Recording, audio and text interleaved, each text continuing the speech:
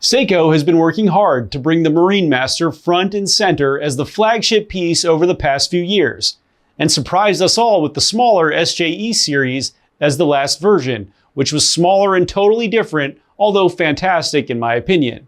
But now we have the Marinemaster that we are more familiar with in the SLA077.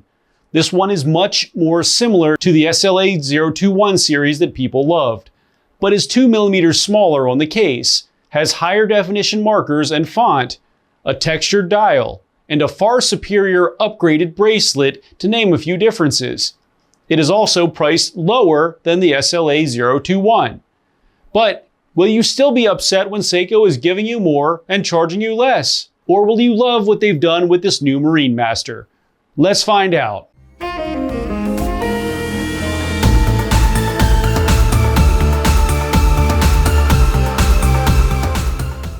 Welcome everyone, it's Chris with the Little Treasury channel, where we bring you original and in-depth watch content at least once per week. And if you haven't already, please make sure to hit the subscribe button and the notification bell to be alerted as soon as we upload.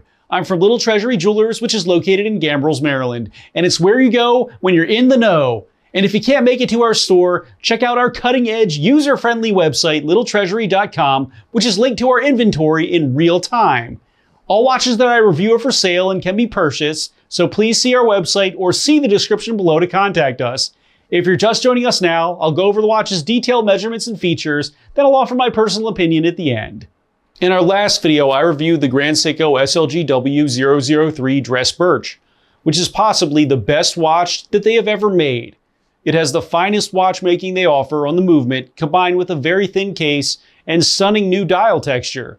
So make sure that you check this video out. Wrist check time. Today I'm wearing my Seiko SRPH42K Yak Wat Chang Thailand limited edition, which I picked up when I was on vacation to Thailand. And since I visited 9 different temples, this was absolutely the perfect watch to pick up, since it represents the white demon giant that guards the Temple of the Dawn.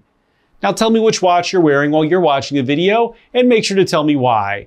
Now let's get on to the features. The Seiko Prospex Marinemaster SLA077 has a 42.5mm case width, a 13.5mm thickness, a 48.4mm lug-to-lug, a 19.8mm lug width, a 30mm crystal diameter, and it weighs in 195.27 grams. The case is made out of stainless steel and has Seiko's extra hardened coating applied to make it very scratch resistant.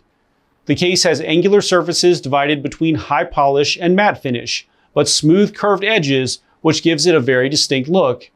The crown is offset at the 4 position and is screw down, and no logo is found at the tip.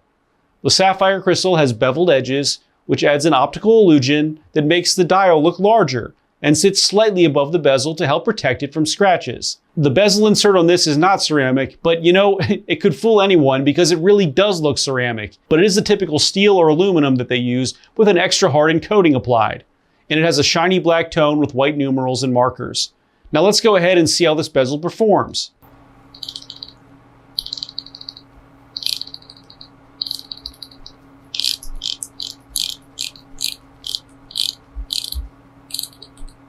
The action on this one honestly feels great, and very much like a Seiko and what you'd expect from a Seiko, but the noise is very quiet, and I had to amp it up a lot so you can hear it.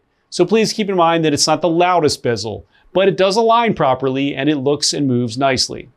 The dial is in white and has an asphalt texture that shimmers in different angles. Seiko is painted on the dial in black with Marinemaster beneath it. The chapter ring has tick marks for every 5th minute and smaller ones for every one in between. The markers are in high polish with lume in the center and a shield at the 12th position. The hour and minute hands are pencil style with a simple line second hand that has a lumed area at the tip. The Prospex symbol, automatic, and Divers 300M can be found at the bottom middle portion in black. The date window can be found between the 4 and 5 positions with no frame, a white background, and black numerals. A vivid lume can be found on all dial markers, the hour, minute, and second hands, and on the pip of the bezel. The case back is closed and has the Prospex symbol in the center. The movement is the high torque 8L35 caliber, which has been assembled at the Shizukuichi Watch Studio, which is where they make Grand Seiko pieces. The movement has been based on the Grand Seiko Caliber 9S, but has slightly different specs, being it has a 50-hour power reserve instead of the 72 on the 9S. It beats at 28,800 beats per hour. The accuracy is rated to between losing 10 and gaining 15 seconds per day, and it is typically placed on the high-end Prospex dive watches and rarely used elsewhere. The bracelet is in steel with Seiko's hardened coating and is a 5-link design with matte larger links and high-polished smaller links connecting the ones in between.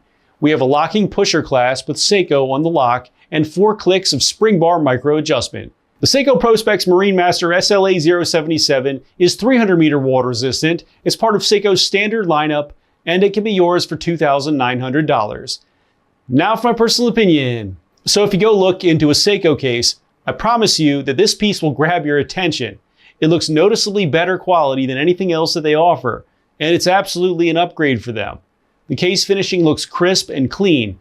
The bracelet is definitely an upgrade and looks like something you'll see on a Longines, for example. And the dial is stunning on this one. The texture really pops in white, and I really do love it. I'm also happy to see that they moved the date to the 4:30 position instead of having it at the 3. I find it very distracting at the 3 position, and they had to put that little marker next to it, which makes the symmetry of the watch totally uneven. Now we don't have that problem with the date window somewhat hidden and the main large markers even and balanced. This is smaller than the SLA021, for example, by about 2 millimeters, and I don't think that many people will have a problem with that since 42 millimeters is still a good size for most people and is in between offending the people that want the 40 millimeter and the 44 millimeter and up crowd.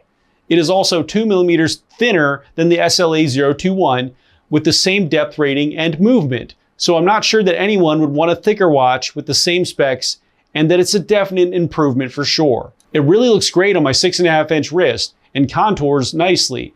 It's more similar in height to my Seamaster now, and that's very good. I think that this piece is a big upgrade for Seiko, especially since they lowered the price and are giving you more for the money.